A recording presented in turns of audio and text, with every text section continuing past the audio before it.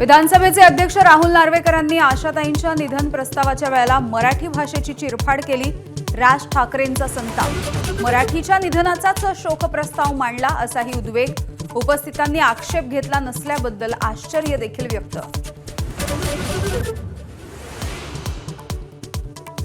खात्याचा अभ्यास नाही म्हणून शिंदे दुसऱ्या मंत्र्यांवरती जबाबदारी ढकलतात। आदित्य ठाकरे आक्रमक, तर कालच्या झटक्यामुळे त्यांचं मानसिक संतुलन बिघडलंय। शिंदेंचं उत्तर, समोरासमोर चर्चा करूयात, आदित्य ठाकरेंचं आव्हान। विधानसभेत प्रश्नोत्तराच्या तासाला अंमली पदार्थांचा मुद्दा चर्चेत। ड्रग्सच्या प्रकरणामध्ये अडकलेल्या पोलिसांना थेट बडतर्फ केल्याची मुख्यमंत्र्यांची माहिती। अँटी नार्कोटिक्स सेलला बळ देण्याची जयंत पाटील यांची मागणी।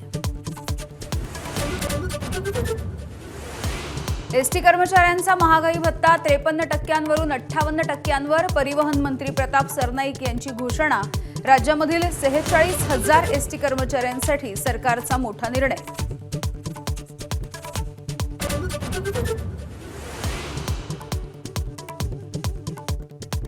किरण पावसकरांचं पाळणा घरावरचं वक्तव्य त्यांचं वैयक्तिक, पक्षाचं नाही, उदय सामंत यांनी केलं स्पष्ट। तर पावसकरांना शिंदेंनी लाथ मारून हाकललं पाहिजे, अंबादास दानवे आक्रमक। संजय राऊतांची देखील टीका।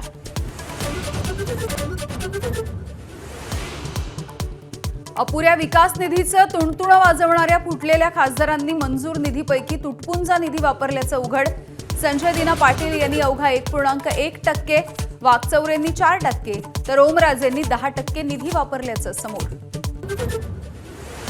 अखेर मान्सूनची मुंबईमध्ये वर्दी, हवामान विभागाची अधिकृत घोषणा।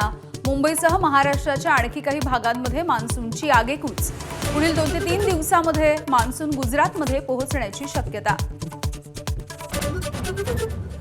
सोनं आणि चांदीच्या दरांमध्ये आजही मोठी घसरण। सोन्याचे दर प्रतितोळा 2,000 घसरले, तर चांदीच्या दरामध्ये प्रति किलो 12,000 रुपयांची घसरण।